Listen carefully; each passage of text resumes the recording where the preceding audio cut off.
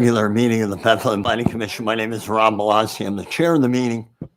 Other Planning Commission members include to my immediate left, Mr. Matt Malozzi, Mr. Tom Barker, Ms. Joy Cohen, and Mr. Eddie Burgos. Anyone in attendance here this evening, we ask silence your phones at this time. We will proceed through today's projects as listed on the agenda.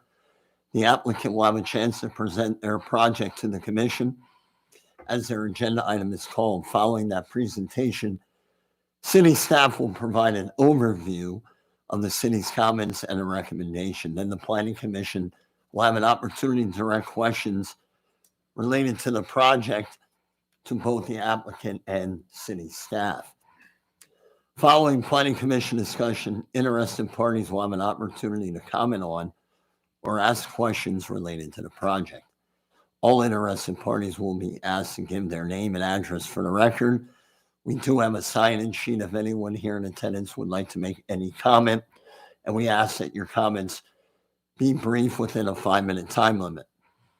We ask also that all comments be related to the project proposal under review, and all comments be related to land use issues of the project. When there are a significant number of interested parties, we request that members of the public be concise in their testimony and avoid repeating previously made assertions.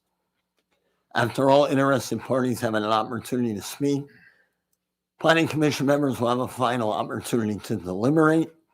The review of the Planning Commission is based on the provisions of the Saldo, the zoning ordinance, and other municipal ordinances. Decisions will be based on these ordinances, recommendation of city professional staff, pertinent public comment, and the public good. I would like to start with our first agenda item, which is an approval of the February 10th, 2022 minutes. Any discussion on the minutes from last month's meeting? Do we have a motion to approve? I'll make a motion to approve the minutes of the February 10th meeting. Motion, Ms. Cohen. Do we have a second? Second. Second, Mr. Burgos. Roll, please. Mr. Malowski. Yes. Mr. Yes. Barker. Mr. Malozzi. Yes. Mr. Burgos. Yes. Ms. Cohen. Yes. Thank you. Minutes pass. Our next agenda item is a facade review. This is the Boyd Theater project that has been in front of us prior for a site plan review. And for anyone here today, understand often that is a case where a developer will come in, present their site plan, get some feedback from us, and then obviously make any necessary adjustments, and the developer is back in front of us again today. So I'm going to give the gentleman a few minutes to prepare, and when you are ready, please sit here and introduce yourself, and you may begin.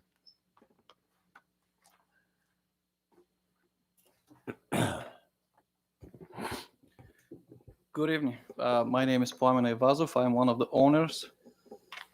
My name is Franz Placky. I'm the architect with Bernardin.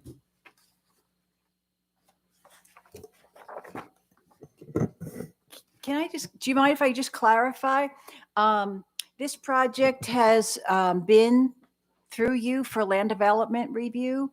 You did provide approval. There was some discussion about the facades at that time, and the applicant noted that they were going to make some revisions. And you made a request that they come back and share those revised facades with You're right. you. I apologize. No, Ms. that's okay. Heller. But You are correct. It's I guess they're really here as at your request. And these are very different facades. We didn't really have any comments on them, but if you want to go over some of the changes that were made, just to clarify, how you got here. And why. Thank you, Ms. Heller. I appreciate that. That is my mistake. And again, much appreciated that you are coming back too. So I'll turn it over to you, Rob. Yeah, thank you. So as as we say before, we'll be back in front of the board to show you guys progress and how we get here. As we have a new team now in Port Fernando, they're doing the architectural for us, and a lot of the comments from you guys, from the people of the city, was believe it or not, reading all the comments when this thing first came out live, and that's how we get to this one. So we really believe the new design, it's a better fit for the city, for our city, and it's fitting best with the buildings around.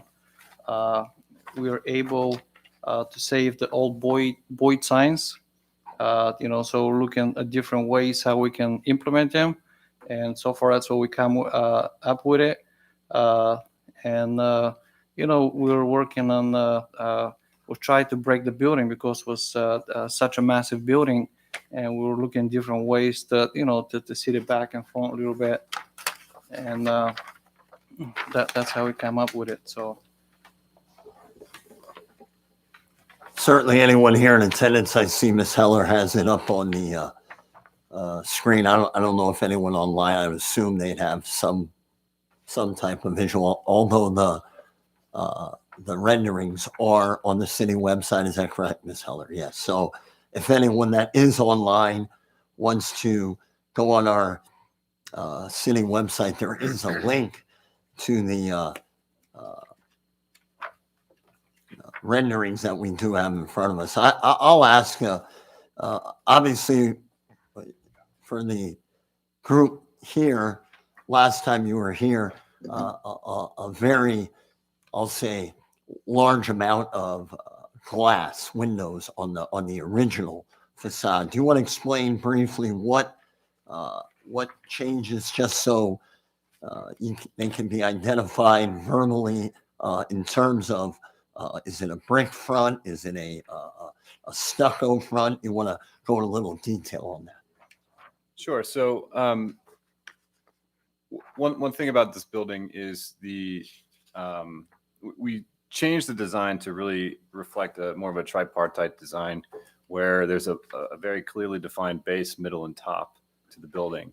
Well, there's also, as Rocco mentioned, it's a very long facade, and so we tried to break it down vertically as well to make it feel like less of a uniform mass that's just hovering over the sidewalk. So the base of the building, the first floor, is recessed back about 5 feet off of the sidewalk. We have some planted areas there along the sidewalk, in addition to areas to reach the entry to the main lobby for the residences, and also the 2 commercial spaces that flank it on either side. Most of that is going to be storefront glazing. The second floor you see there is a dark fiber cement panelized system. And then we have some decorative trim there. The middle portion of the building is going to be brick.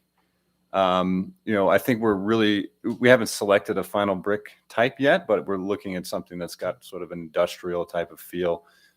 We also have some exposed steel, structural steel accents on the exterior, really trying to bring in the industrial heritage of the city of Bethlehem into this facade.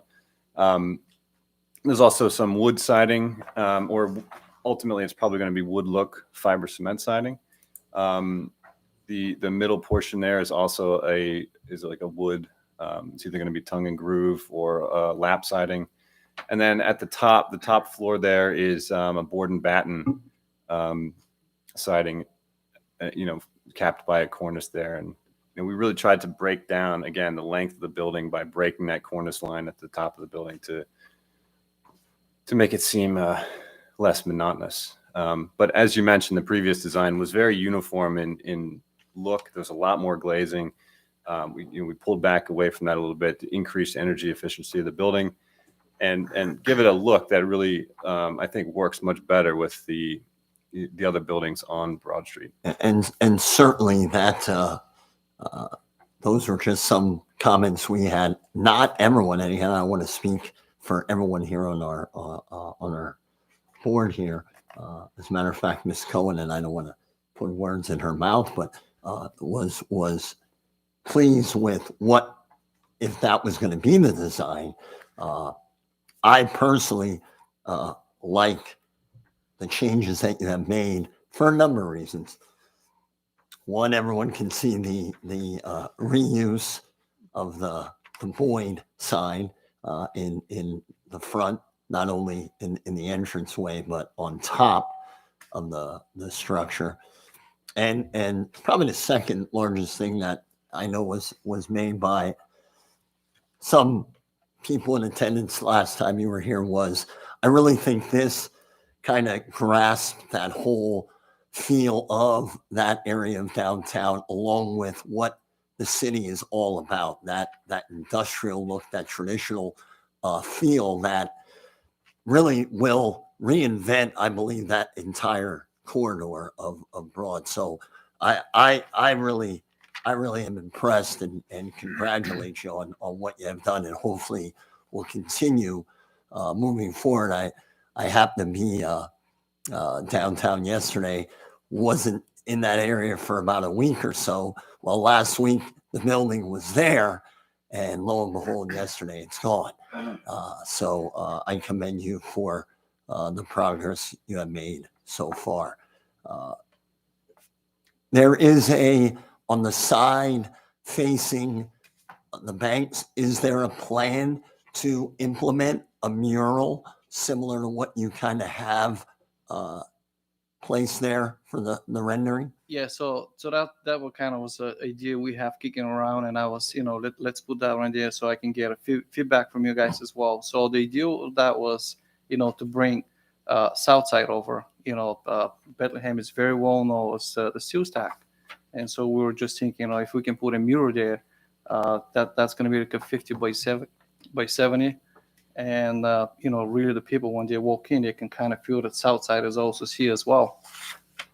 So that was one of the ideas, and because we're not going to have windows in that side, we just don't want to see a massive flat wall in there. So we tried to break it down, to be more warm when you walk up the block. Any comments by anyone on the planning commission? Mr. Barker? When you come up with your mural that you like to put on the side of it, Darlene, does it have to go in front of a committee, or can you put whatever he wants in that building? We have a fine art commission that reviews public art, and so they review. Just make sure it's not the same commission that reviewed what we got on the south side. Okay. No, but really, I think if whoever came up with that mural, to me, that's a lot more classier than that fits, if you're asking, in my opinion. Yeah, Art's a little sensitive. People are a little sensitive when it comes to art. Yeah, it is, and I know there's some covers that we got to be careful with it, So, but yes. So does he have to get approvals from somebody to put that on there? Is that what you mean? The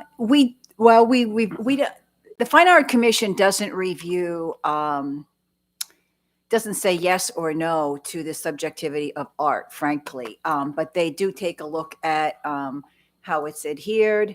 Is it a historic building? What the messaging might be? Is it advertising? How is it going to be maintained? There are some things that the commission certainly looks at. They are not, I think one line that I hear them saying is they are not the art police. So they don't really make a call on, is this good art or not good art? But there are things that they do look at. So, there's an application for that. You can work through us. They also work with a lot of local artists. If you want to have a local artist participate in something there, that's also can be a good way for community outreach, things like that. So, yeah, I already have a local artist on board. So, Mr. Barker has been on record in the past concerning particularly some of the murals on the south side, and just the example that you gave here. I kind of like, just initially my first look was, you see the Bethlehem Star, right? And implementing some type of traditional feel that way, I think is neat. Any other comments by any planning commission members in terms of the facade? I think it's first class, if you ask me. Very nice. Very nice. I know this may have came up last time you were here, and it was based off of what Ms. Cohen had mentioned. She really thought it was a unique front. And I think I asked about the windows. And you had mentioned that you may consider looking into some of the studies and reports that have been done for buildings that have a large number of windows on their facade. And it got into the discussion on these studies have been done, how many, and I know it's happened in Allentown, there have been some issues with birds when they have the reflective glass that fly into these windows. And I know it's happened in other parts of the city in the past, but I know it's been a larger problem in a lot of the cities that have a great amount of projects like this. I don't know if that's something you looked into. That's something I know I brought it up, so I just wanted to kind of get it on the record to see if that's something of interest. I'm certain it would help kind of tie in a little bit with our whole climate action plan and some of the directions we're going with that. I don't know if that's something you looked into. Yeah, it's funny actually you bring that. Like right now I'm working one of my project in Southside, redevelopment of church, and the whole facade it's all glass. I even didn't know that was the issue, until a few months ago. Believe it or not, actually there's 1 million bird a day killed in the country because of the glass. It's crazy, and that I'm working now with my vendors and looking into changing those things and prices. Obviously, some of them they can cost up to $30 per square more, but there's only actually a few companies in the country here that makes that. I believe only like 3 or 4 to certify them to make it, and then you have to find a fabricator to do that. But yes, I'm. You are aware. considering it. Absolutely. Excellent. Absolutely, Great. we're looking into it. Great. And coincidentally, because this is an issue and there's so many larger buildings going up, the Environmental Advisory Council has sent us a publication, and it may even be something with, I don't know if it has vendors, but I'm going to pull that out and I'll make sure I give it to all the developers that are doing larger buildings. So you can look at it up front. Right. They're on that. Yes. I tell you, that's a big issue for Right. them. Mhm. I just want to say Ms. that, Cohen.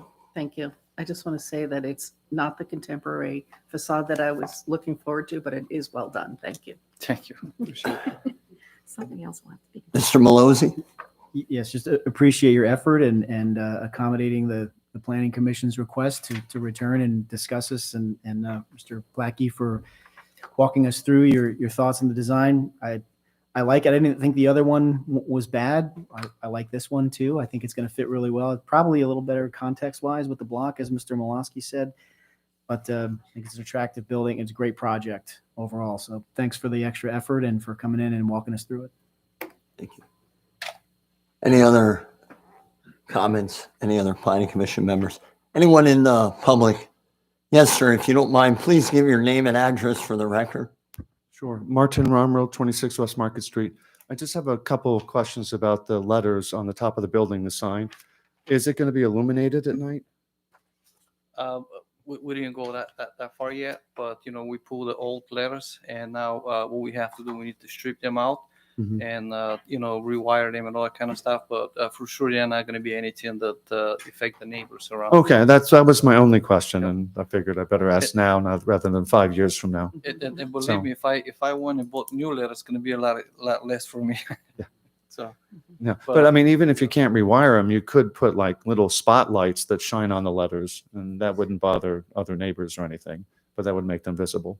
yeah, but thanks for bringing that. We were aware of that and definitely. Well, I used to address it. replace the light bulbs when I worked there. So I know that they may be finicky, right, Well, but we- it looks nice. Thank you very much. We pulled a big shingle there, so if you want to replace those, All right, thank you. Thank you. Anyone else? Any comments? Well, again, we appreciate you taking the time and obviously making progress. The building is almost completely gone, and look forward to seeing the final piece there. So thank you, appreciate it. Thank you. Thank you. Our next agenda item is a site plan review at 226 West Union Boulevard. Will the gentleman, please, will give you a minute or so to prepare. When you're ready, introduce yourself and you may begin. Good evening, Steve Walsh, Dynamic Engineering. Jim Holzinger on behalf of the applicant.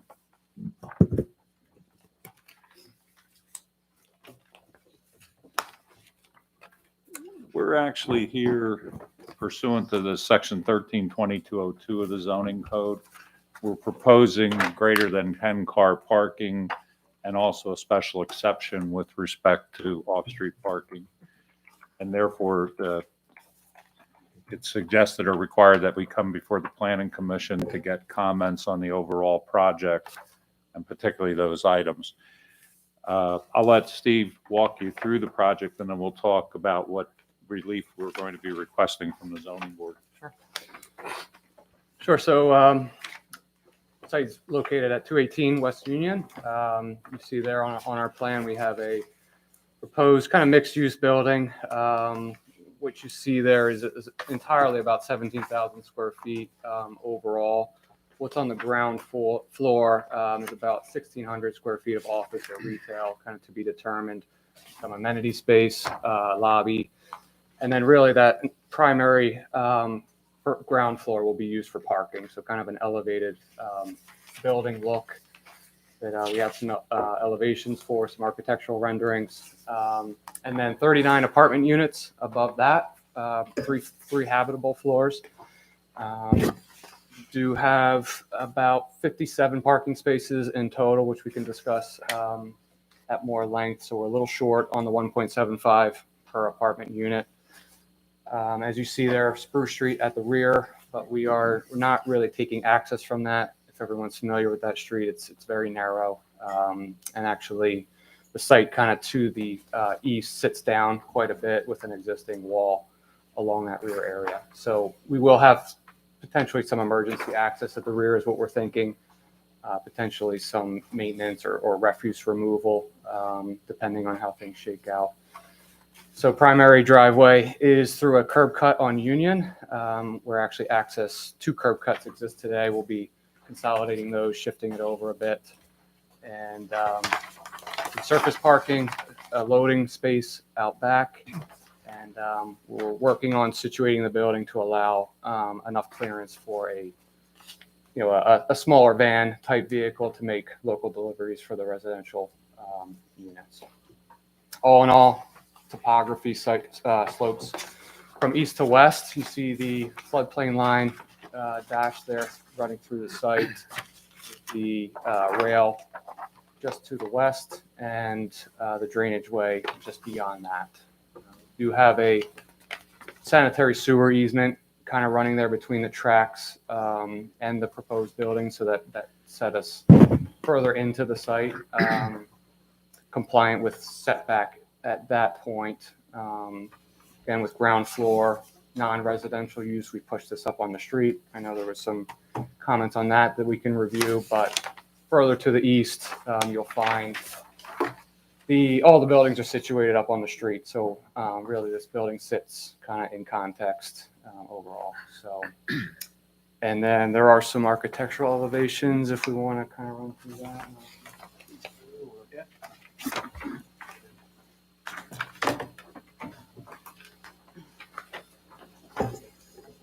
Thank you. Kwame Ivazov. Here we have another site that it's been an eyesore for the city. The property's been vacant for a number of years, and the previous use I believe was a gravestones. Yeah. And the challenge with this site here, it's on a floodplain, and we're looking at a variety of different things to develop there, but because in a flood zone, it's not allowing to do that. So that's why we elevate the building. We're gonna set that in the podium. So on the first floor is going to be an actual parking, and then we have 3 floors of apartments above. Right on the front of it, at Union Street, we're going to have a small commercial space and some amenities for residents. And the way I see it, the way we see it, this project, it's kind of the gateway for downtown. That's why we put it a welcome sign there with the star.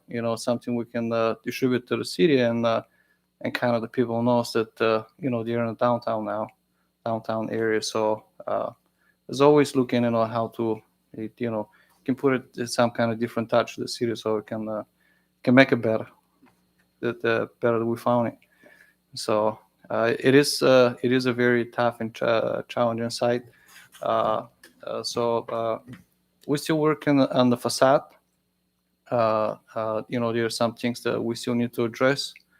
But as you guys see, there's some brick, stone. There's going to be some cement siding and molding on top of it so we can break the building, give it some some good look, and also we have awnings in front of it for a commercial space.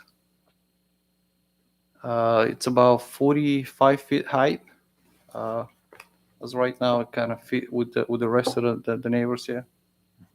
So.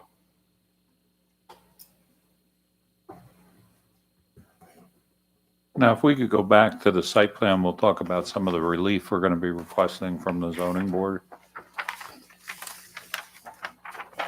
The first one, as mentioned, was that there's 39 residential dwelling units proposed. This is located in a CL zone. You get some relief for residential, and it relates back to the RT zone. You're allowed 1 dwelling unit per 1,200 square feet. We're proposing 1 per 1,017 square feet. The reason being, we feel we need the 39 units in order to justify what the expense is to develop this with the flood, being in the floodplain, the uniqueness of this lot, and just the overall layout where it's located. We're next to the rail line and everything. But overall, we think even though we may need relief for the number of dwelling units, we feel we're in the downtown area. There's walking distance to the downtown. There's walking distance to the historic area. There's walking distance to the Burnside plantation. So all of this, I think, lends itself to, we feel the parking will work. We're asking for relief from the parking. We require 75 spaces and we're proposing 57. But we also feel that this is located along a public transportation line. We have the bus service. The other thing is there's a city parking lot facility across the street from this building that's available for guests and so forth. And in addition, we're not actually asking for a variance. We're asking for special exception under a certain section in the 1319. And if we can demonstrate that other similar type uses in the neighborhood that were afforded less or allowed to have less parking if they're working, as you know, Rocky's doing other projects in the neighborhood. There's development just west of the OBT, and the parking there seems to be working fine. I think they were down at around 1.2 or 1.3 spaces per dwelling unit. And again, we're gonna be exceeding that. The other issue that the zoning officer pointed out with respect to our table on the plan was that he indicated it should have read a 10-foot setback, but we had an extensive discussion with him yesterday regarding the front yard setback. Section 130605 talks about a build to line for front building setback, where if there are others along the street that sit closer or like at 5 feet, if you stay within a variation of 5 feet, it's acceptable.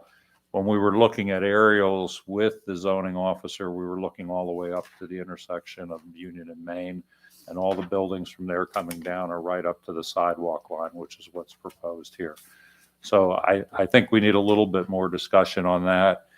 And then the other thing that was pointed out from the fire marshal was that, or fire department, was that we need lanes 26 feet wide, but I'll let Steve address that. I think it's possible we can now do that.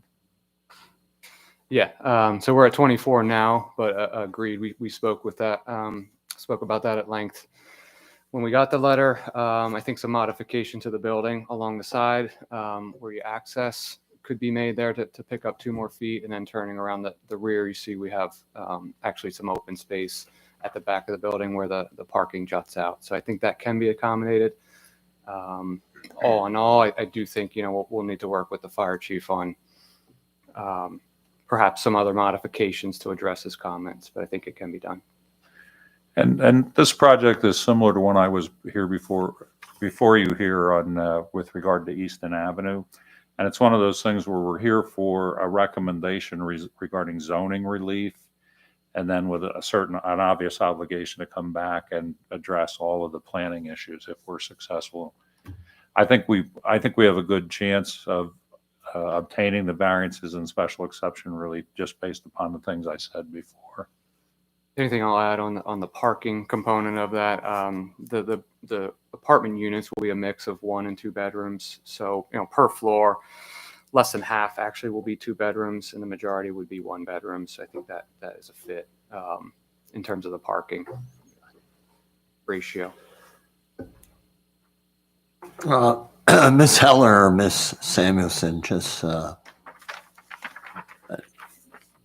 dive right in here with some questions in terms of the March 4th comment memo. Number 2 under general review comments. Can you go into detail, Darlene or Tracy, what you mean by? Yeah, I can. Go ahead, Tracy. An 8-foot buffer yard is required around the rear and side property line in the CL or in CL. I think it's greater in other zones, and maybe RT is 8 foot too because they're dense zones. They do not have 8 feet. Obviously, they're proposing a 4-foot high privacy fence. An applicant is permitted to request that before the planning bureau. Okay. And we would have to look at that. And it's not a given. Also, it's supposed to have vegetation on the one side of the, and maybe they have room for that. I don't know. It seems like at this northern end by Spruce Street, they seem to have a little bit of space there. I am not sure if they have even the 2-foot room you need for the little bit of vegetation that's supposed to accompany a fence, solid fence on the east end. We'd have to look at the neighborhood and just see, and then we'll make a determination on that. But let's say we say, oh no, we think you should have 8 foot. That gets tied into their variance request. Okay. Darlene, do you have the landscape plan? And that's kind of why I asked. I didn't know if that was something that had to be added as a variance. Well, I guess it should be looked at by you folks because we don't know what our decision's going to be yet. We didn't talk to them about it. They didn't bring it up to us to like, oh, what do you think? Right. It's not a given. So I will just say on the right side, we do have a row of shrubs there, and that's not quite parallel to the property line. So the narrowest point is actually about 2 feet at the back end there. So it's actually tapering away, going from maybe 2 to 3.5 feet there. So again, with the stairwell, I was kind of mentioning that maybe that can jut into the building as part of the fire comment, getting the 26 foot wide drive aisles. And I think that will actually allude itself to kind of picking up any more space there that we need for buffering on the right. To the Spruce Street side, we mentioned there is an existing wall at the back. I didn't say that. I didn't say there was an existing wall. I just said. Oh, I'm saying that. Okay. There is an existing wall for old structures at the back, and actually Rocco's thinking maybe we can use that for screening in conjunction with our fence and landscaping. But we did just want to note that formerly the structures sat right on the right-of-way line. You also have the alley there, Right. But I think it's a good little field visit to take a look. So I'm not sure, Understood. I'm more concerned about the neighbors to the east side. Understood. Okay. Okay, Ms. that Samuelson, I'll let you continue. Anything else? Might as well. Three from that- things, I think there's yes, three others, yeah. From the Uh, memo. Attorney Holtzinger already mentioned about the parking, that, because it is the number of units, 39 dwelling units instead of 33 would be required, so it's 6 more than required, than permitted. That would make the parking at 57 spaces and the requirement is at 75. That's about a 24% shortfall. But he makes a point about the neighboring businesses have had lesser than the 1.75. The neighboring, excuse me, the Banner building had less, and I forget what that's called. Bungalow. The bungalow, Correct. right? And they even went back to the board to reduce the number of spaces. But you'd have to, look into that. So that is the one thing. The of course, the buffer was the second one. Fire aisle is something to be discussed. And the other one, rear yard. I don't think you mentioned that, but at one point you have a very small rear yard of 6.5 feet because the regular 45-degree nature of the lot and the building. I don't know if that. So that little chunk in the corner has only 6.4 feet. So those are the couple of front yard. I understand that you did talk to Craig, our Yes. zoning officer. And I see that build 2 line. I just refreshed myself on that. But there is, I'm not sure what happens when you have 2 competing things in the ordinance, but it very well may be, it's his call, So a front and a rear yard, and then the parking and the inadequate lot area per dwelling unit. Those are the couple of things that stand out on this one that do need maybe some comments by you folks, and then they will take that to the zoning hearing. Thank board. you, Ms. Samuelson. Mhm. Mr. Malozzi. This is a clarification for city staff, but in the CL, Ms. Samuelson, did you say 33 units are allowed in the CL? You go to the RT when it's a multifamily dwelling. Okay. You go to the RT guidelines, and RT is the densest requirements in the city. Right. And yes, 33 are permitted. 1,200 square foot per the dwelling unit. Per the RT, Yeah. Okay, which 1,200 is- square foot lot area. which Yes, is the per zoning RT. right just to the north on the other side of Spruce Street. And that is RT nearby too. Yeah. Mhm. All right, thank you. Sure. So then, in the letter, then, do we capture that the lot area per dwelling unit, the rear yard setback, the off-street parking, those are the 3?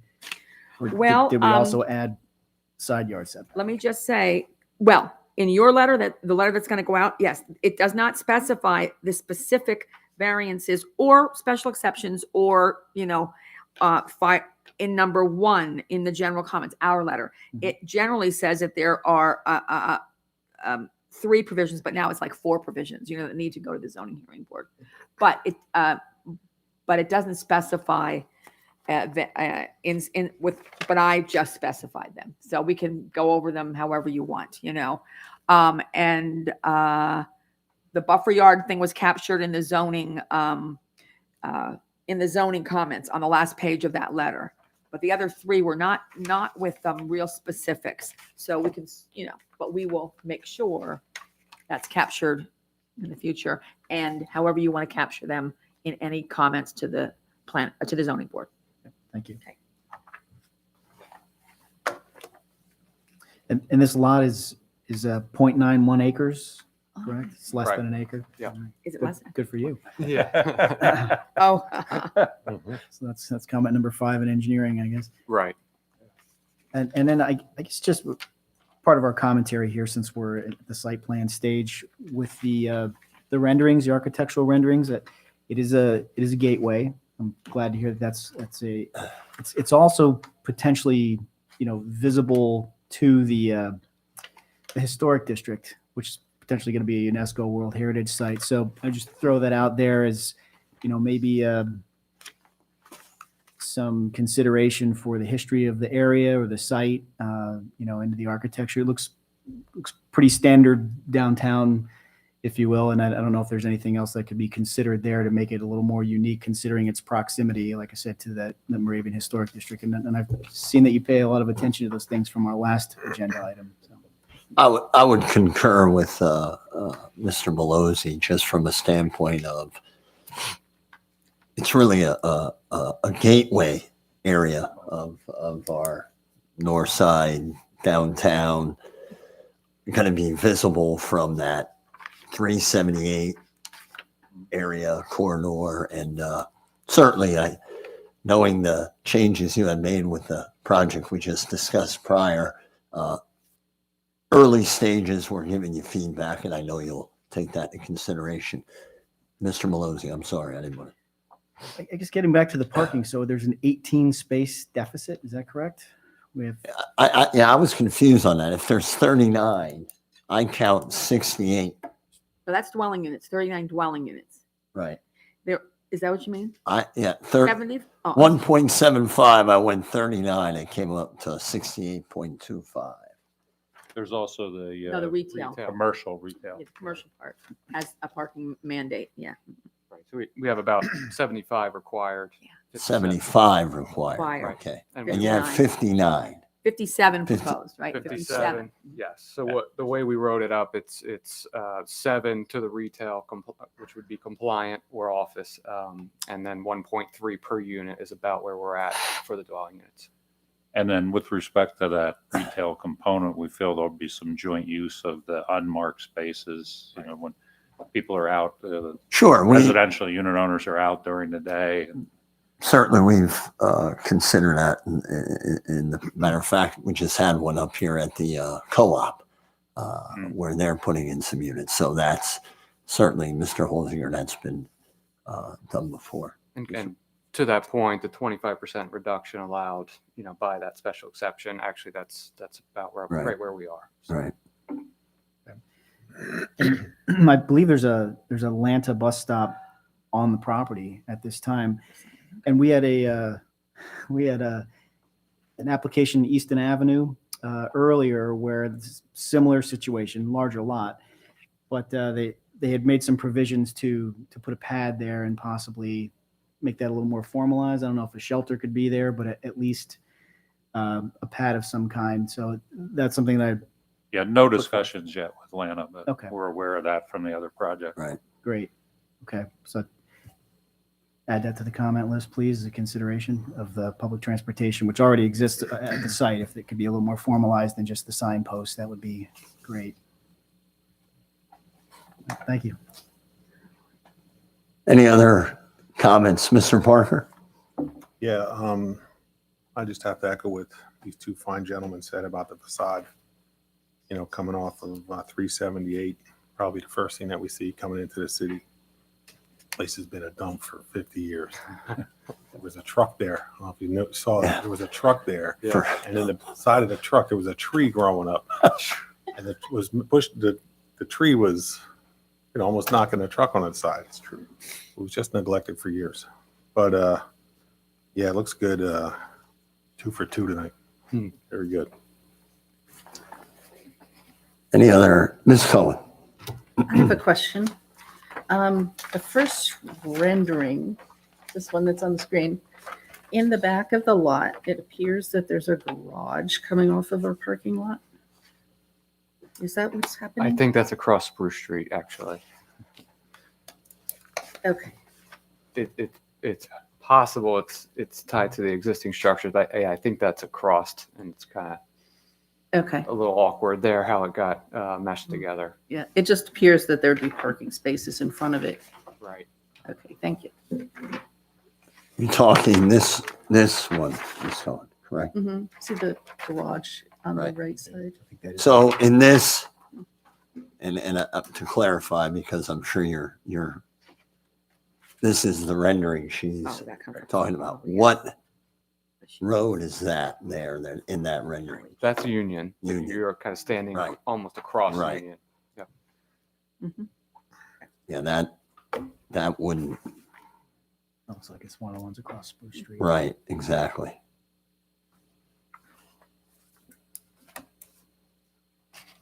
Anything else, Ms. Cohen? No, thank you. Mr. Burgos, any questions, any comments? I have one. In the event, say, we talk about flooding and stuff like that with your lower parking area, is your parking area going to be a little bit more elevated than existing ground out there? We're gonna have to comply with FEMA, requirements. So adding fill in the floodplain is touchy. So what we're really looking to do is, other than the front of the building being within it, we're really looking to, not impede that flow that's going to be coming through here in a higher event. So that's the intent, is to maintain the existing topography running across the site. Thank you.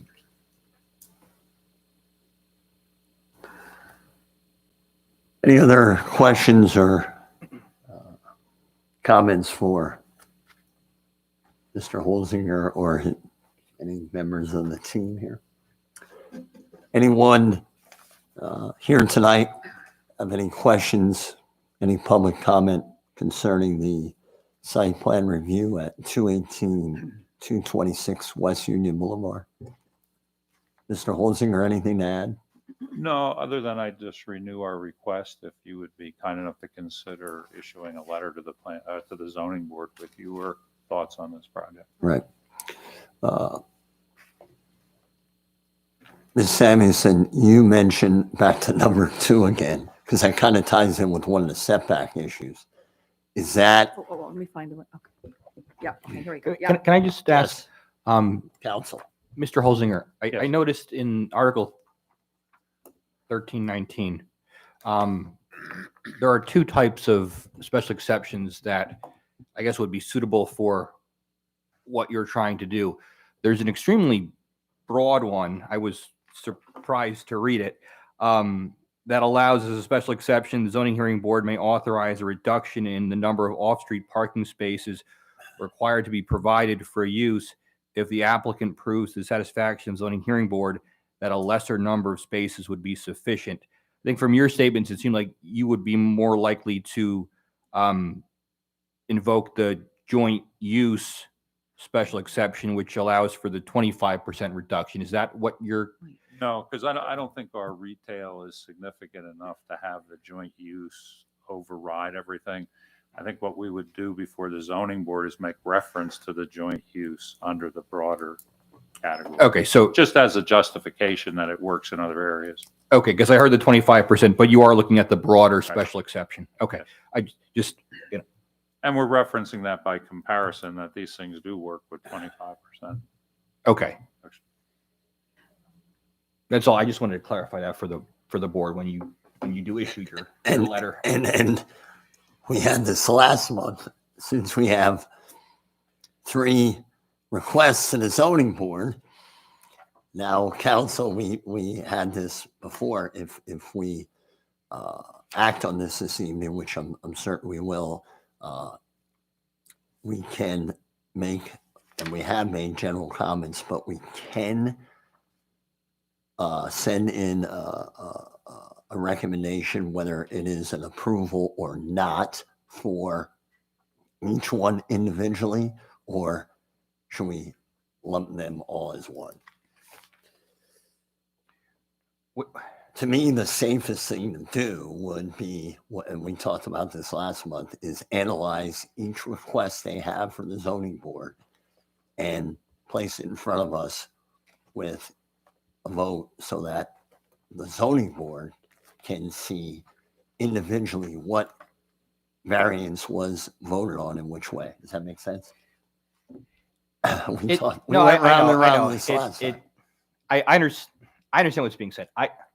I don't have a preference. I don't think that's prohibited. It does kind of present what I consider the odd circumstance where you could have planning commission majorities for individual requests, but not for the overall project. You understand what I'm saying? Right. But again, I think that can be reflected in the letter that is sent to the zoning. I am certainly in favor, and I'm not speaking for everyone, I am certainly in favor of the project. The question I had, and I'll go back to Ms. Samuelson, is does number 2 tie in with one of those setback variance requests? Number 2 in the general that I have in the letter? Yes. About the privacy fence? Yes. You had mentioned that is something that may have to also Right. I'm sorry, yeah. Also go to the zoning hearing board. Right. Correct. We haven't been asked to look at that yet. So we are going to look at that before they So then- go to the zoning board. So then council, we don't need to comment necessarily on that because that is not part of what they're really requesting relief from the zoning board. And if I may, That's fair to say, yeah. Fair to if I say. may, Tracy, with respect to fence and buffering, isn't Yeah. that really a planning? Yeah, but it's not staff? automatic. You have I to no, I request- understand that, but it's not that we're asking the zoning board for that relief to override anything you might say. We're just Right. saying we're going to adhere to whatever planning staff or planning commission says. I So think we're what not hap- asking for that relief from the zoning board Well, necessarily. no, I think what happens is we make that determination first so you can put it in your request.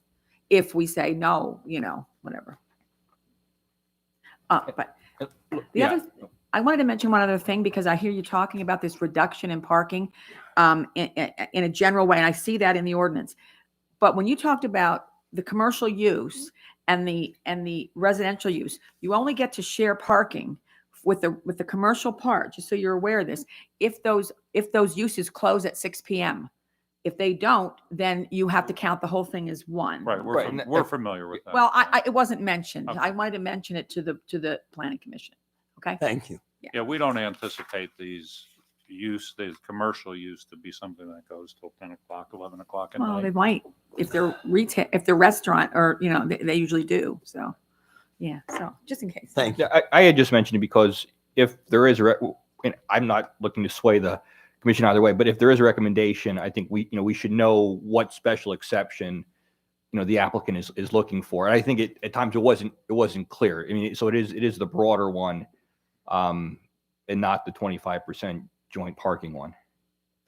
Well, I'm not sure where that 25% one is exactly that you're speaking of right this minute. I do see the general stuff where what 250 East Broad Street used, I think, was the fact that they had public bus transportation nearby. They had streets that were walkable, et cetera.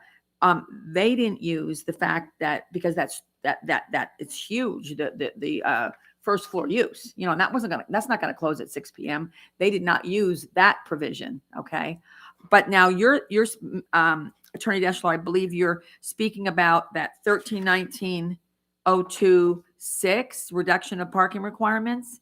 And Attorney Holsinger, as a special exception, the zoning board may authorize a reduction in the number of off-street parking if the use, if the applicant proves to the satisfaction of the zoning board that a lesser number of spaces would be sufficient. Yeah. And they have to provide evidence, and I know that there's something in here about, let me just, a long-term commitment to like shuttle service for residents. The applicant shall prove number of employees, peak expected number of customers and visitors, adjacent on-street parking. And I know there was something in here about bus service. Maybe shuttle meant bus. I think it's public transportation. I Yeah, think is yeah. referenced So in that was the stuff those were the points that were used by 250 East Broad.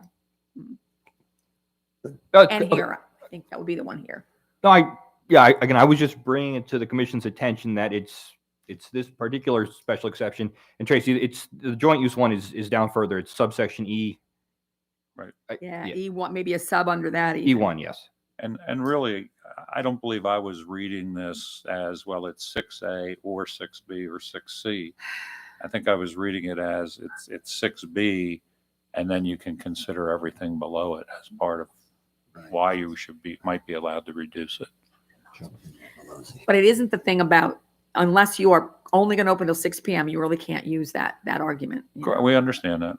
And I With think the purview of the commission for the site plan, if I'm not mistaken, is site layout, traffic, neighborhood compatibility. So Correct. if that's our purview this evening, and to offer comments to the design team, any action taken would be to recommend to either support or not the project to the zoning hearing board, and then these detailed discussions, I would assume, would take place at that point. Yes. Well, I think if you were so inclined, you could make a recommendation as to whether a special exception should be granted. Right. I think that's within your purview. You don't have to do any of that. You're just an advisory body with respect to the zoning hearing board. again, all I was saying, I'm sorry for complicating this. All I was saying is that I think if you are inclined to recommend yay or nay on the special exception, we should know what the applicant would be looking to apply for before the zoning hearing board. Thank you, counsel. Thank you for that clarification. And I hope that other than the number one, the request for the variances, I hope that some of the other comments that you received were helpful. Oh, yeah. Because that's really what we can provide that Oh, no, hopefully absolutely. will stick. And I'm confident that it will. So, And quite honestly, I'm glad this section 13, 2022 exists in the code because it gives us an opportunity to come here. right. You know, I've been doing this for 30 some years, and at one time the protocol was to go to the zoning board, and then we'd hear the planners had their hands tied, and then we were told go to the planners, and we didn't know what we would need on the Right. variance. So Right. it worked. So this really works out well to get your Sure. feedback, and not just on the variance. Right. Any other questions? Mr. Out Malozzi? of curiosity, is this project something you consider LERTA for? I noticed that was a comment in there that it's available as a tool. Do you know that at this point? The LERTA provision, some tax favorable. We're open to all that. So Okay. Thank you. So yeah, we're open to all of those, and we're still in very early stage here. Actually, I don't want to speak too soon, but something I was really looking into this building, I want to turn out to be a net zero building, zero efficient. So we're looking a bunch of varieties as solar panels, EV stations, so all that kind of stuff. But we're looking into that, yes. Good.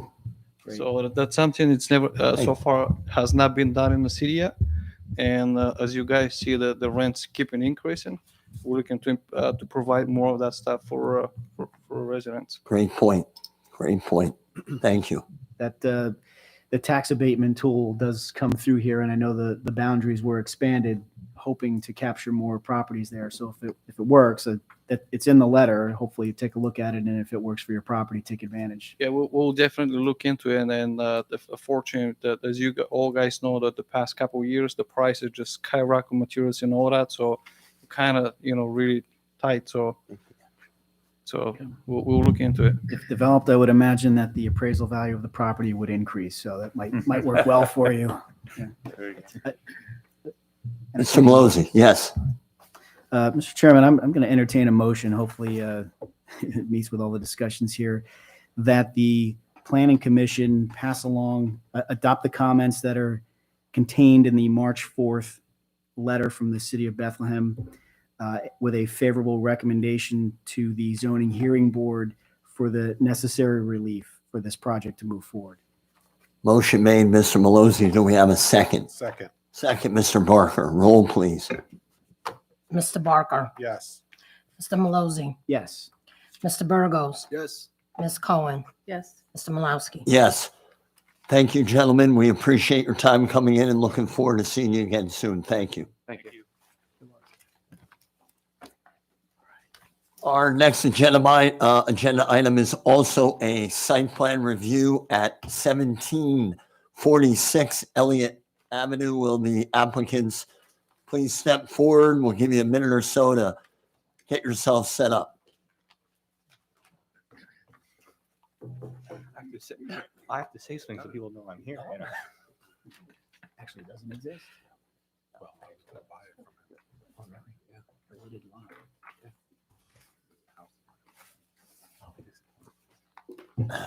And whenever you're ready, you can introduce yourself. You may begin.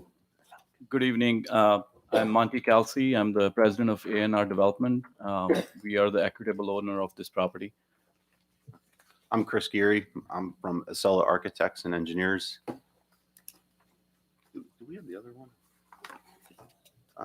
The one with the concept plan on it. I think that's the neighboring property. Yeah, that's the properties to the north. That's a separate minor sub, that little one. Yeah, that's the one. Yeah. Yeah. So this plan is basically 3 undeveloped parcels located along unopened Elliott Drive. There we go.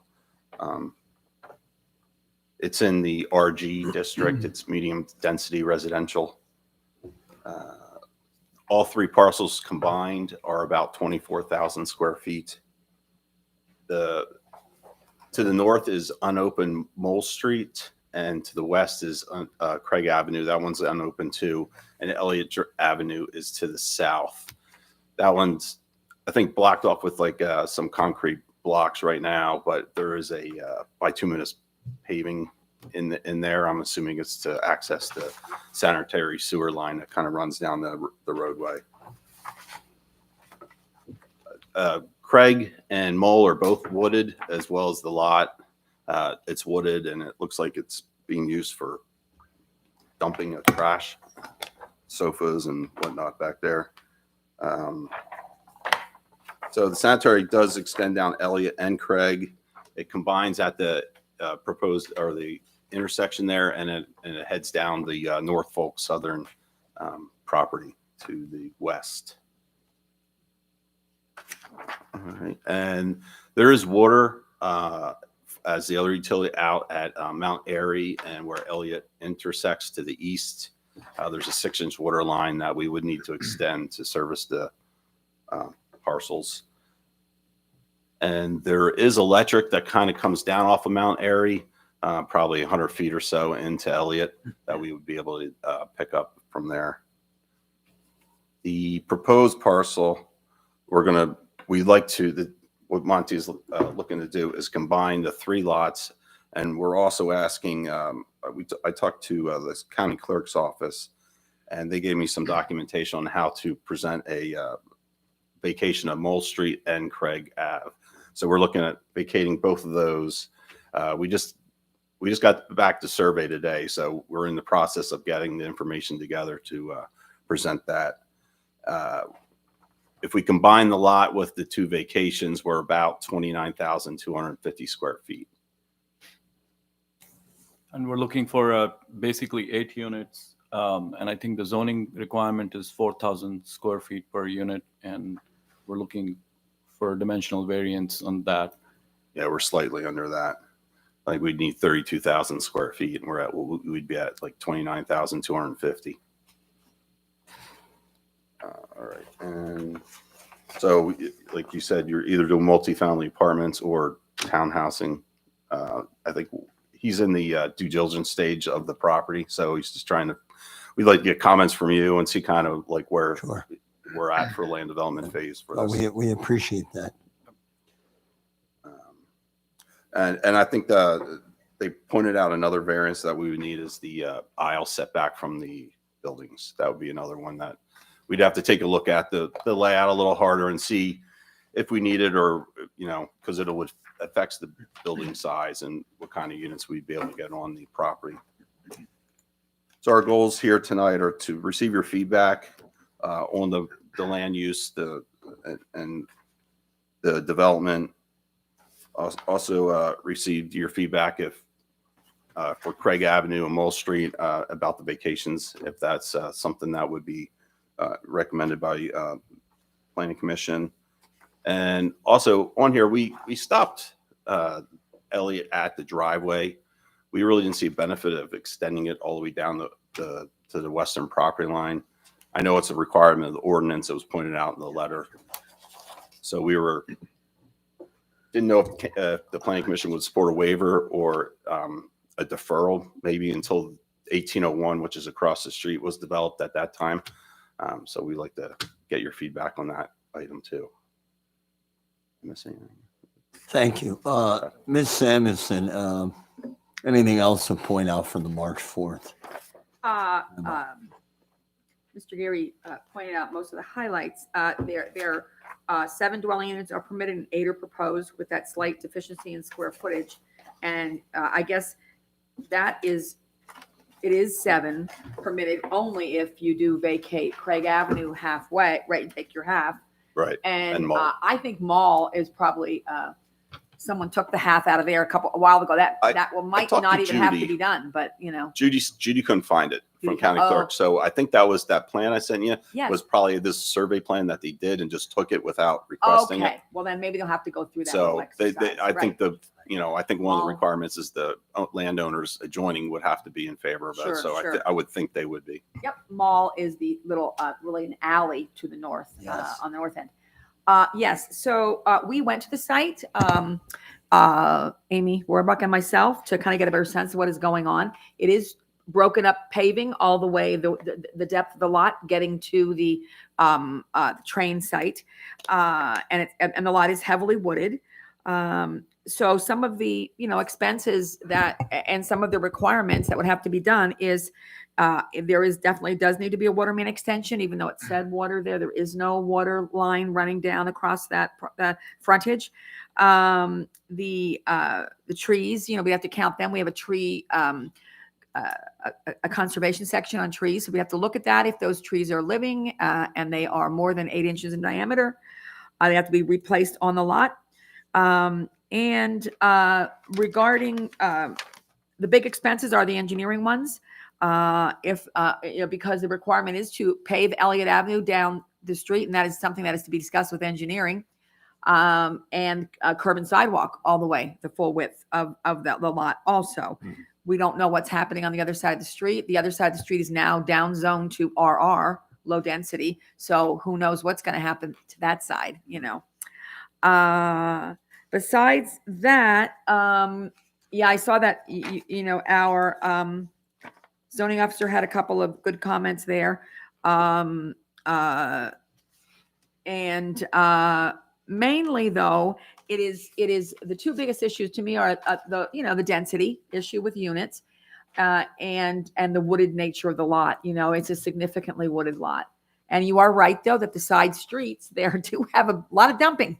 Yes. We noticed that too. Yeah. Those are the significant expenses, et cetera, that would have to be undertaken on that property. And Amy is here to address any of those questions regarding the curb, sidewalk, and street. Tracy, this is the property that we had spoken about a few weeks ago, right? Mm-hmm. So you've been on site and, Mm-hmm. okay. When you go back on Elliott Avenue, so it is all paved to Broken the up, end? not very wide. Okay. Amy, I don't know what you'd say the width is, but it's really, it is paved though. Broken up, pardon me? Maybe 15 feet. We Yeah, had, maybe. like, gone back with Yep. with the Google map. So is there like an abandoned house though off of Elliott Street? It burned down. There's a house I on didn't the see. corner of Elliott and Mount Airy. Way up. Yeah. It's Oh, but not further back? I didn't Okay. see to the east, anything. just like Anything back there, but We There's went a- all the way okay. around. All right. Yeah. There's a house all the way down, but the entrance for it is from the other street. Is that considered that right? Remember, we were going back on Elliott Street and there was like this old abandoned house off to the left. Load up the train. There could be a structure on the south side. That doesn't have anything to do with this, but Well, look, one of, were you looking at Google Street View? yeah. I did that too. And then I went out to the site It's not before the there? meeting and because it looks like there's a driveway there. Yeah. On the south side, but there's There nothing used to be there. a house there. Okay. It burned down probably like Oh, 5 well, or that's but there the is a answer. house 10 at the years front, ago. right, Tom? Like at the Yeah. front of Elliott, right? On the In the back, it was closer to the front. right, the back. Yeah, we it's didn't shown see right anything. there. Mhm. It's just to the east there.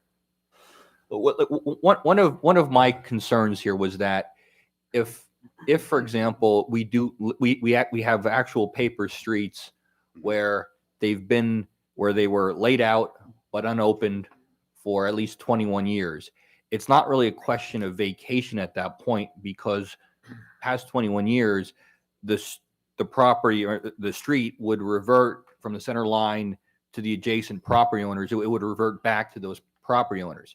So there'd be to vacate the street, you vacate the whole street. But if, for example, the street has already been reverted, then the adjoining property owners that surround this parcel would have half the street. Correct.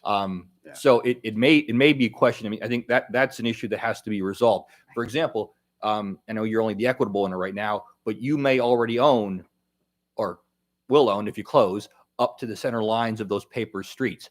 So it might be more appropriate, and I can't give you legal advice. You probably would need to see counsel. It might be more appropriate to file an action for quiet title.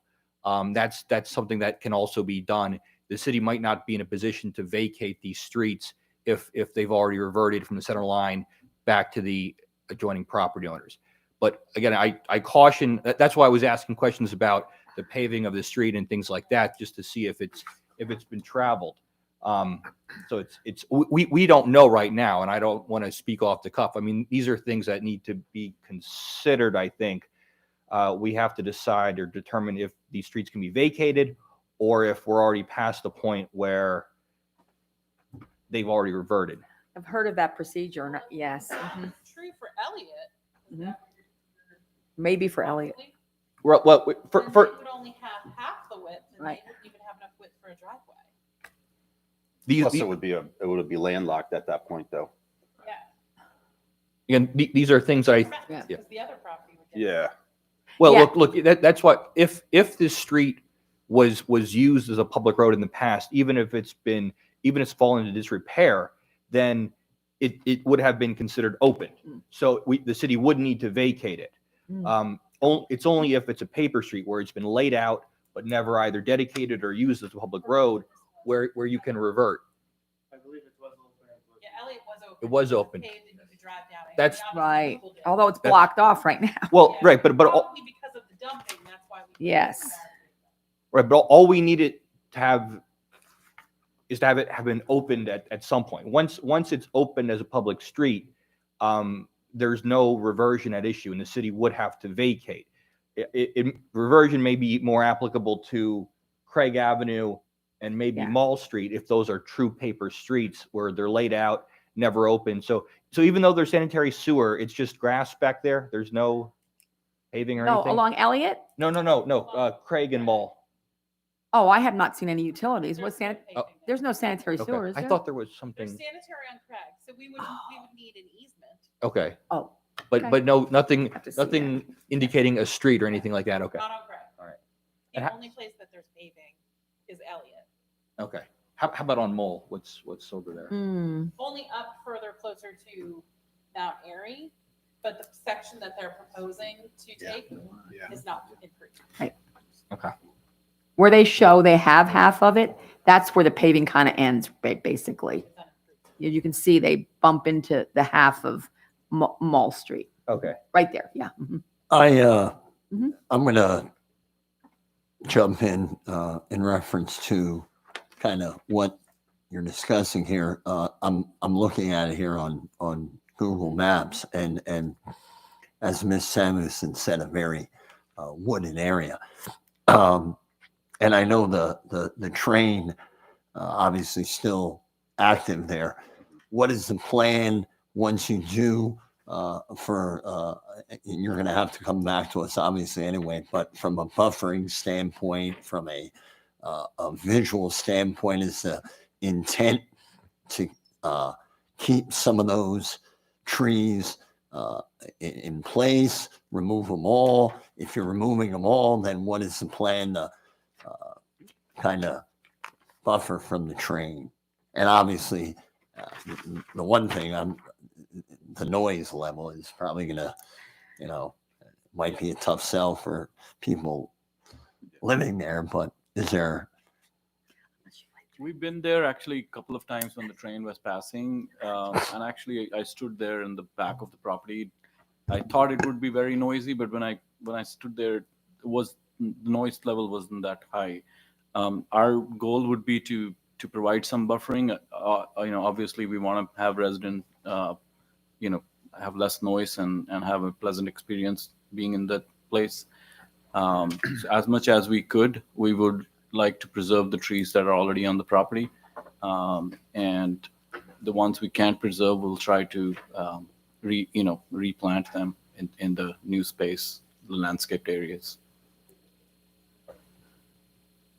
I think engineering wise, the one challenge is going to be stormwater for this lot. With the proposed new ordinance, there's some significant challenges that would need to, come about with this much additional impervious on the lot.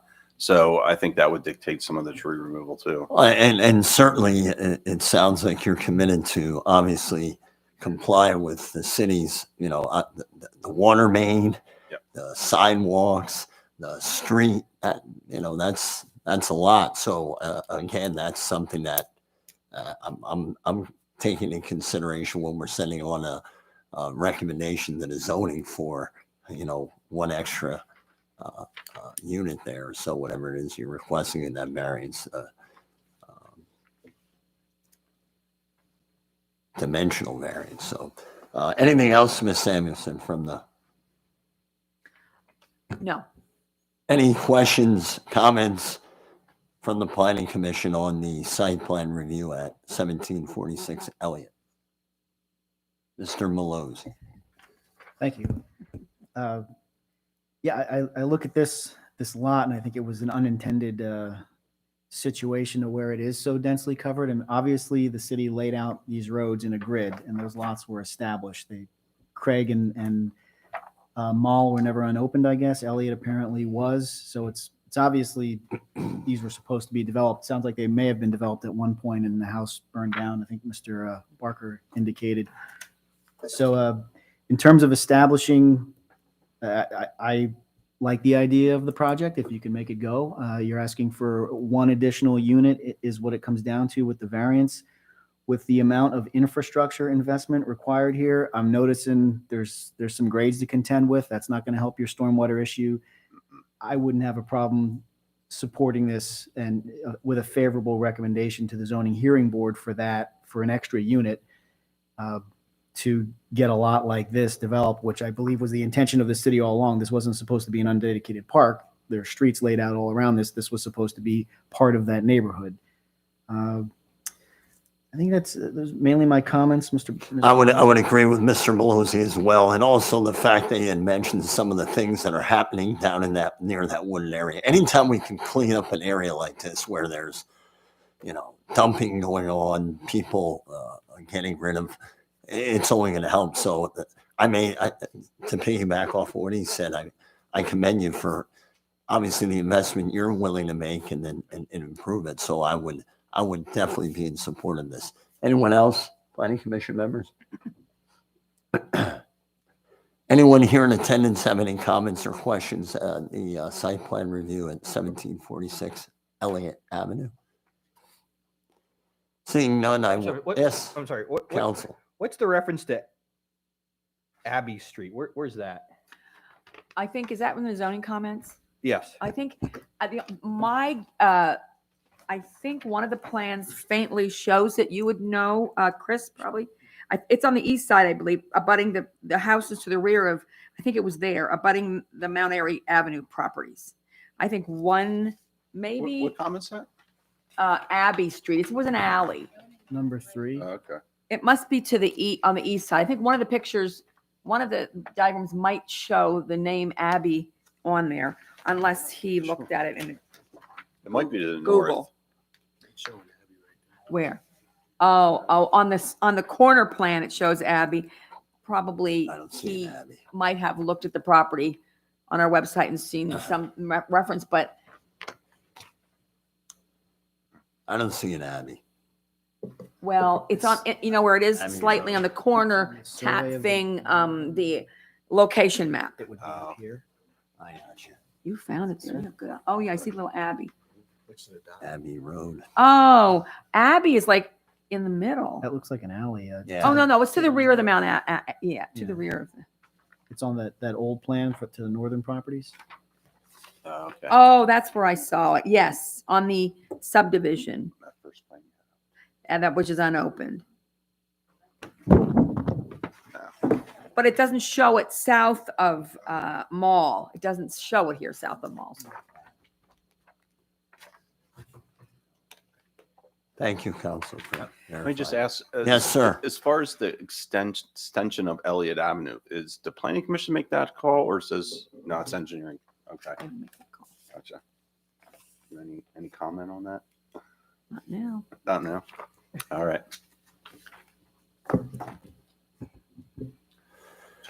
I will entertain any action motion on this site plan review in regards to, in particular, the dimensional variance for the zoning hearing board. Mr. Chairman, I'll make a motion to adopt the comments contained in the March 4th, 2022 letter from the City of Bethlehem regarding this project, along with a favorable recommendation to the zoning hearing board for the relief required. Mr. Malozzi, motion made. Do we have a second? Second. Second, Mr. Barker. Roll, please. Mr. Malozzi, Yes. Mr. Burgos, Yes. Ms. Cohen, Yes. Mr. Malowski, Yes. Mr. Barker. Yes. Thank you, gentlemen. Appreciate it. Thank you, and look forward to seeing you again soon. Thank you. Our last agenda item this evening is a land development plan. It's actually one of the phase 3 of the Westgate Mall land development at 2285 and 2425 Shadersville Road. I assume the applicant is here, and we'll give him a minute to.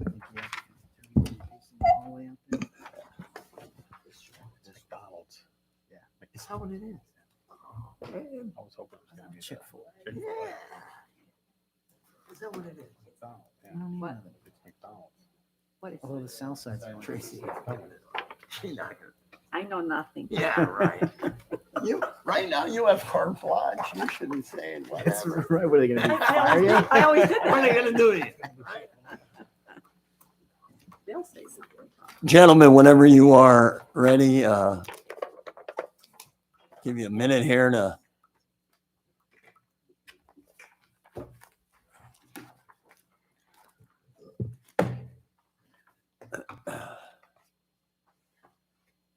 Good evening, planning commissioners and team.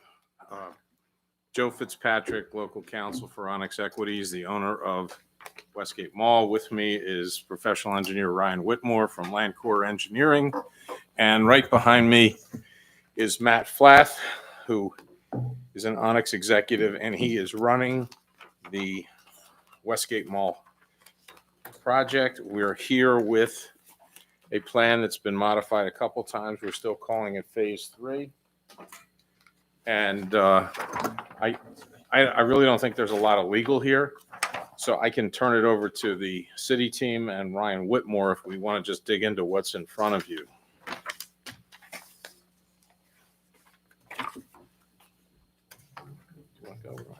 Yeah, good evening, everybody.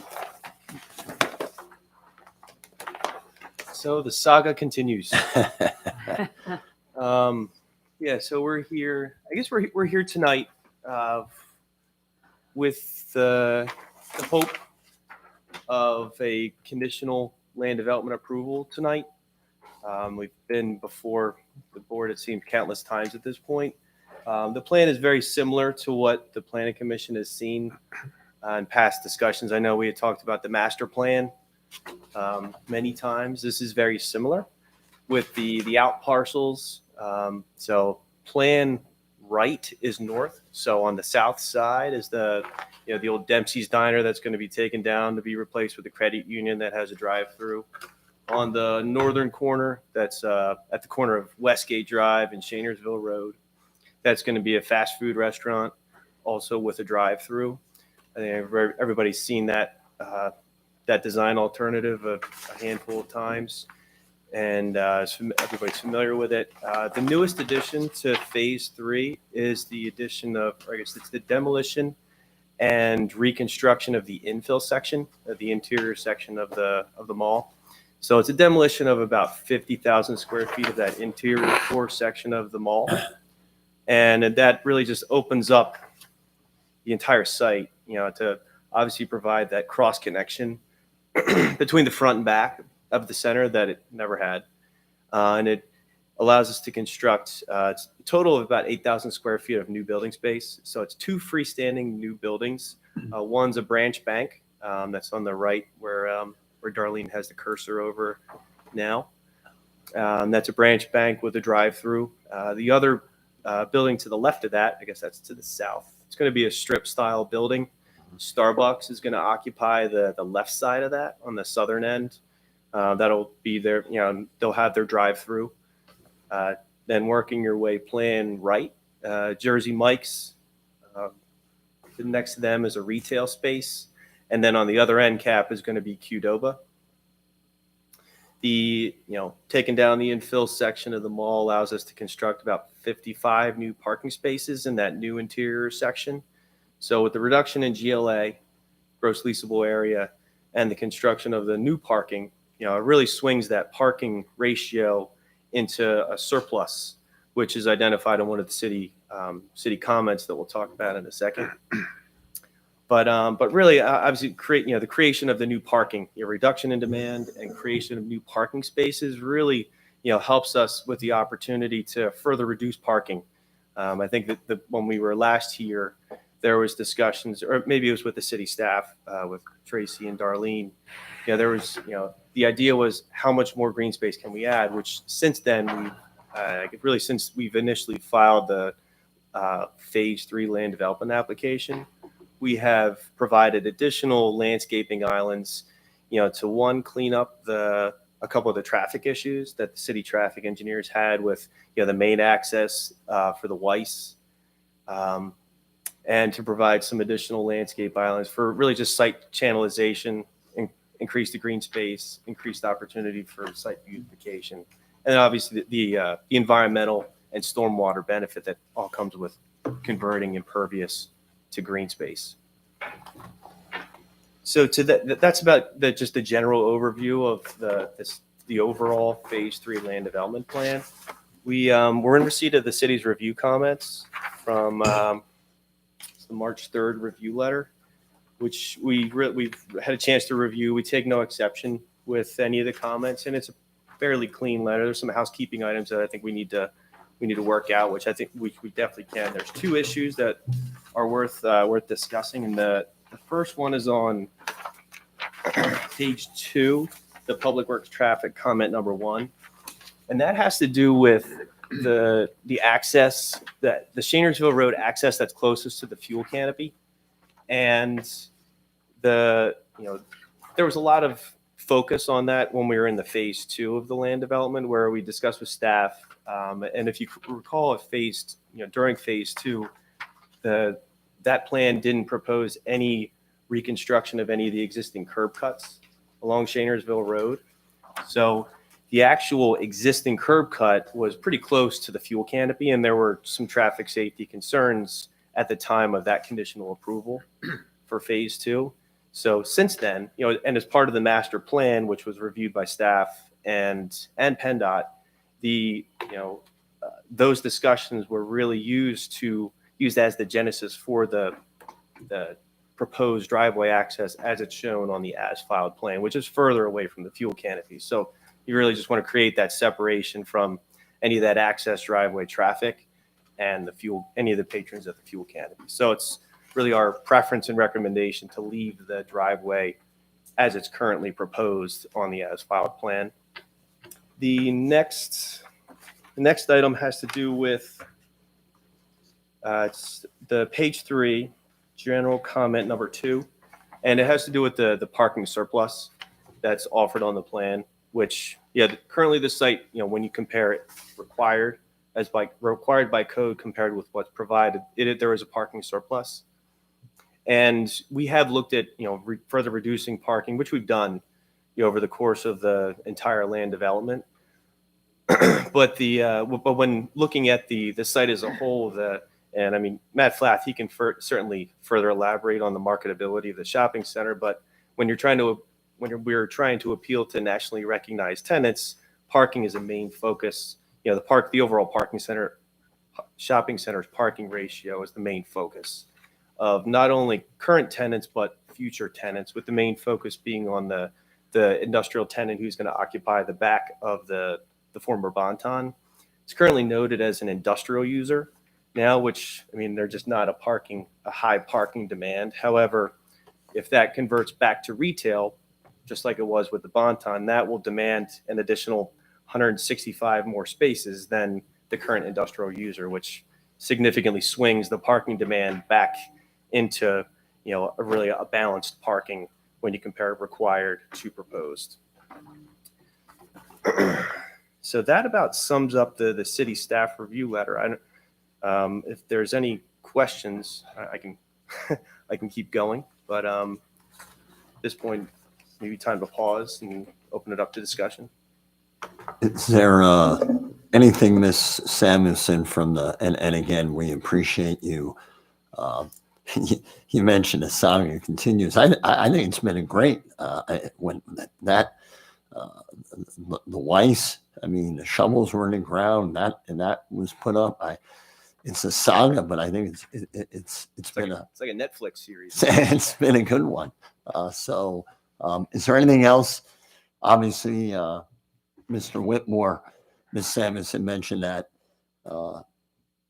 from the March 3rd memo, they're open with complying with everything that the city commented on, other than entry at the gas area, correct? Yep, and the parking surplus. Is there anything you want to add with that? Yes, I think maybe Tiffany, can you respond to their comment regarding the alignment of Staten Avenue? Sure. You might want to. Yeah. So obviously, we did have some comments when we were looking at the gas pumps, and we were requesting to have that entrance modified so that there wasn't some congestion right at that entrance. I guess now looking at the new use and knowing how a Starbucks operates, I just didn't know if there's any opportunity to try to line up like where people will be entering the drive-through to get to the Starbucks with that main entrance. I know how much Starbucks backs up and the line to get in there. So that's what we thought, instead of having them like jogging either one entrance or another to maneuver around the parking lot, where it's easier to line that up with that driveway. If there's not room, we also understand, I think, having more concerns with moving it and having issues with the gas pumps. So I think it's just a conversation. I know Pete Terry hasn't looked at this just yet, and he's been reviewing it, but it's really having a conversation about that. I mean, it's not required, it was just a comment that I made. I always tell Ryan, I'll be the bad cop, but we did thing about March 2021. I think we might have started to address this both here and with Hanover Township. We looked at Staten and the other, I can't recall the other intersecting street there to the east. Lane. Yeah. Right. But we had addressed this, and things went where they went as a result of where we were almost a year ago. And it really throws our development, but also leasing into havoc, because all the great tenants that have come in the last year, as you mentioned, Mr. Molesky, but also the new ones have expectations, areas that are subject to lease and parking and transit. And we thought Staten Avenue alignment was behind us, in all fairness. And I heard Tiffany clearly said it was a recommendation or a suggestion, but it really wreaks havoc with what we're doing this far along, trying to meet some lease dates. Mm-hmm.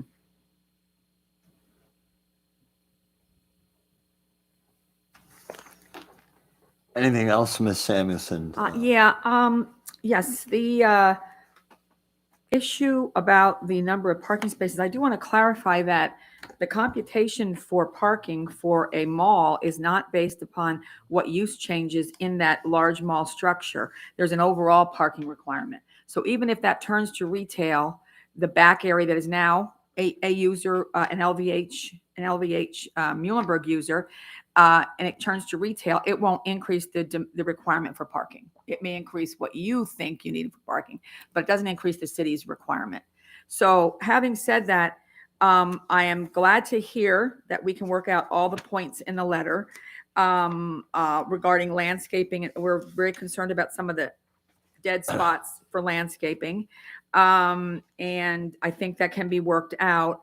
I know we can't mandate the reduction in some parking spaces, but I can't not believe that there's going to be an increase of landscaping over on the Westgate Avenue side, because I believe probably that building's going to come down, and then there'll be some opportunity to green that up over on the Westgate Drive, maybe not, but I don't think that side has any landscaping. So that's why we pointed out those sections, directly to the east of the building, okay? You're talking about where Jack Williams is right now? Yeah. Yeah. So that area there doesn't have any, but that's brought out in the letter. So we have to discuss that with you folks. And you said you did not have any kind of a concern regarding the letter. So we will go over that. And the key points,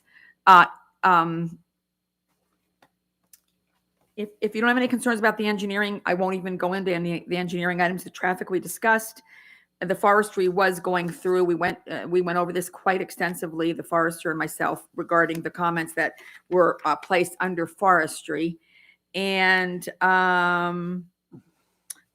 any attempt to reduce an overage of required parking, which is almost 25% over, is something that we recommend. And that. Thank you. Yeah. And certainly recommendations we give, and Miss Wells does an outstanding job for the city. She's the best when it comes to that. And obviously the Staten Avenue, sure, certainly it's going to be. I'm going to say that to tie in with the Starbucks comment. I'm a big Starbucks guy myself. You now also have a bank. You mentioned a single bank which will also have a drive-through. Is there any possibility, tying in with what Ms. Wells had mentioned, you have close to 500 some stalls, parking area there. Is there any way maybe right at that entrance near the Staten Avenue cross, which kind of will feed into that Starbucks bank area, removing and making it a drive aisle instead of parking? I mean, how many spots would you lose if you turn that into a drive aisle, which would allow for maybe some overflow? And what are you eliminating there? 20 spots, 25 spots? I'm trying to count them on the screen. 12. 12 in a row, 24. So I was in So the only one ballpark. side has to be removed, I would think, maybe, right? Maybe I'm wrong.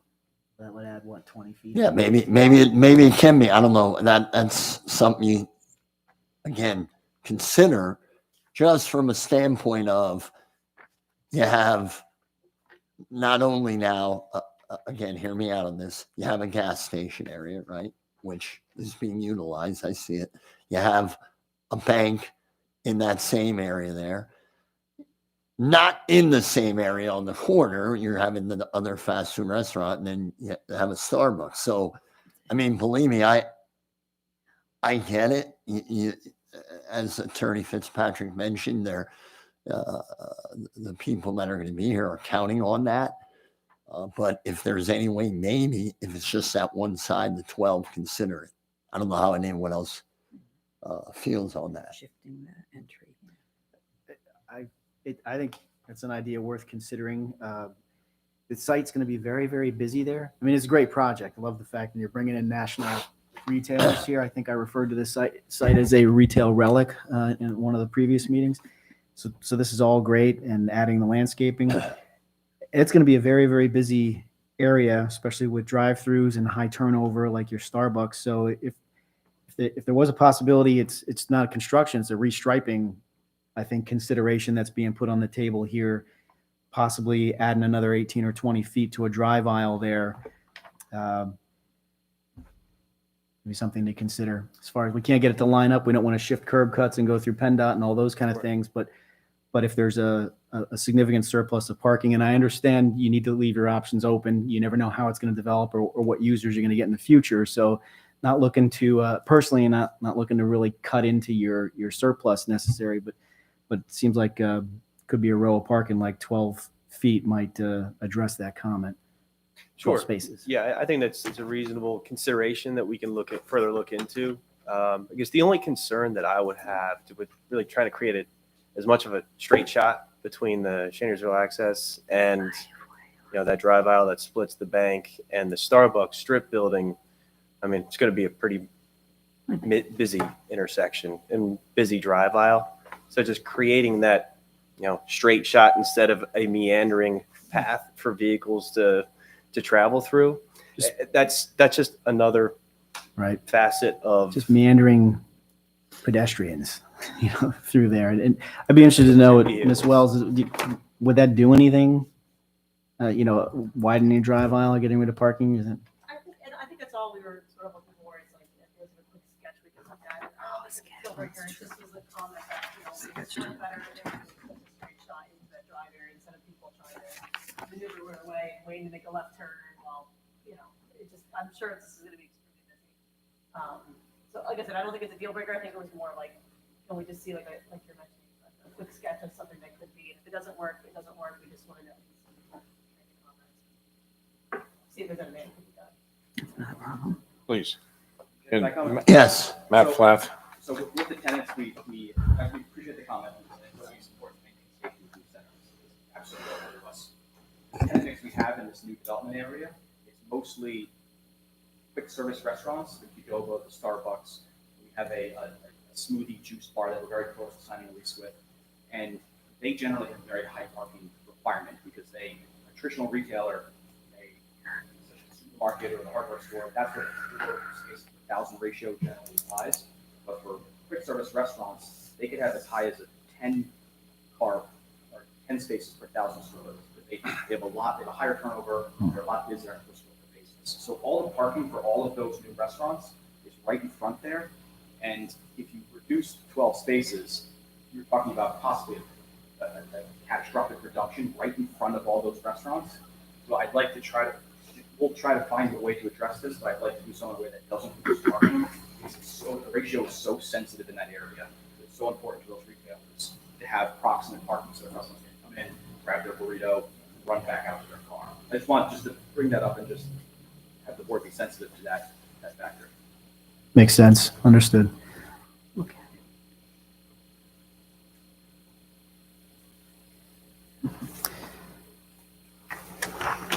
Any other questions or comments from the planning commission for Mr. Whitmore, Attorney Fitzpatrick?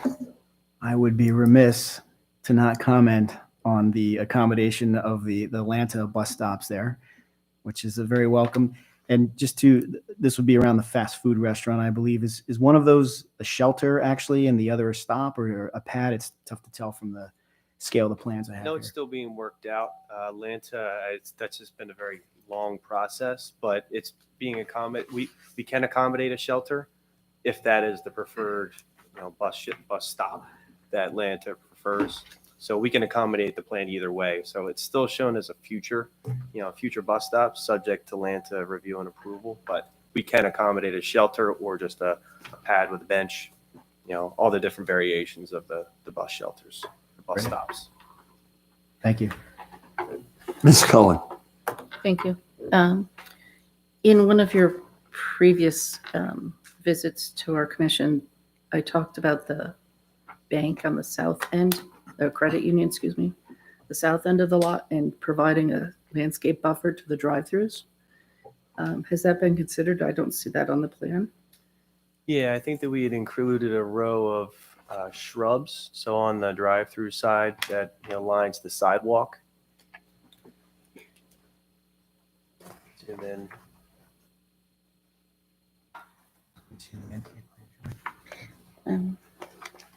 There you go. I did, but I didn't see a buffer. well, that is a very legitimate comment that has not been accommodated on the sidewalk. revised plan that we can certainly accommodate on a future revised plan. Thank you. And the new bank, proposed bank, adjacent to the grocery store. Okay. Right.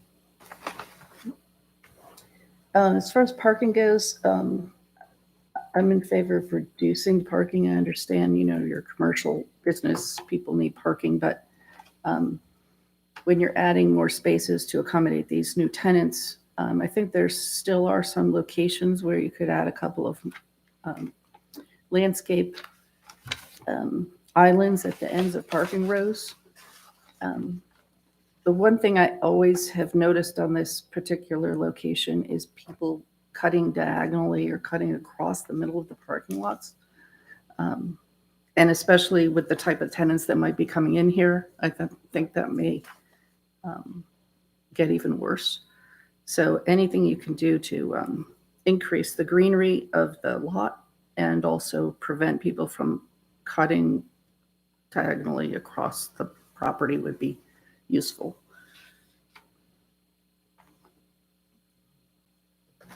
Thank you, Ms. Cohen. Any other comments, questions? Anyone here in attendance tonight have any questions or comments concerning Phase 3 at Westgate Mall?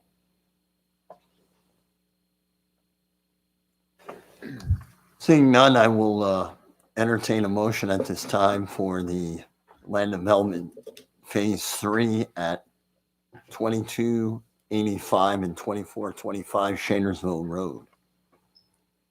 Mr. Chairman, I'll make a motion that the commission approve the land development and subdivision plan at 2285 and 2425 Shanersville Road, conditioned upon meeting all of the requirements of the March 3rd, 2022 review letter from the city. Motion made, Mr. Malozzi. Do we have a second? Second. Second, Mr. Barker. Yeah, I mean, Hold, please. We have any discussion? When there's been a motion and a second made. We have Attorney discussion. Fitzpatrick. I'll turn it to Mr. Whitmore. Mr. Whitmore.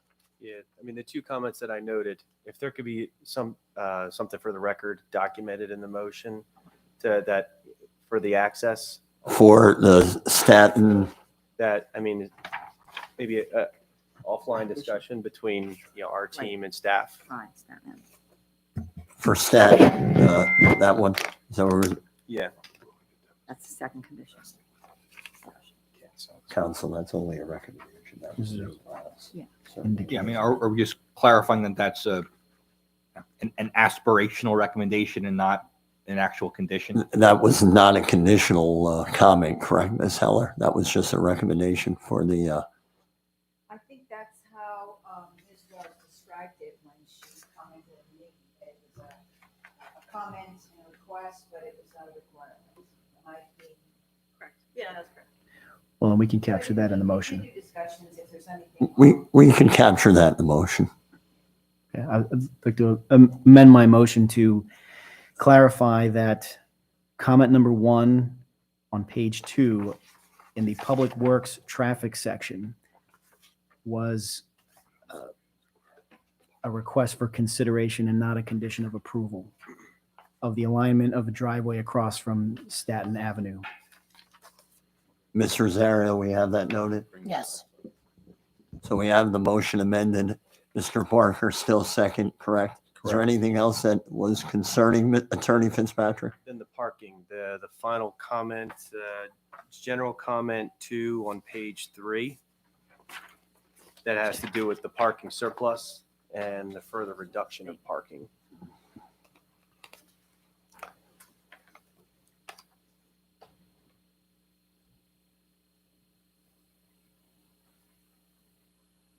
I'm confused. The EAC letter, is that what No, you're? general comments in Page the body of the letter. I would just say. Number 2, okay. I was looking at number 3, sorry. Ms. Heller? The goal really is to reduce the amount of impervious coverage. So if the applicant is saying that they really still need the number of spaces, maybe there are other opportunities to look at a reduction in impervious coverage and include additional paving. Just Maybe mentioned we it. can So word let's it see what in he said. that I way, want to see it. so that we can continue to talk about possibilities. Again, I'm gonna, and counsel, if I'm wrong here, say so. That is also, I'm reading that as a recommendation, not a, It doesn't Well, the show. second sentence it does say attempt, but it says attempts shall be made.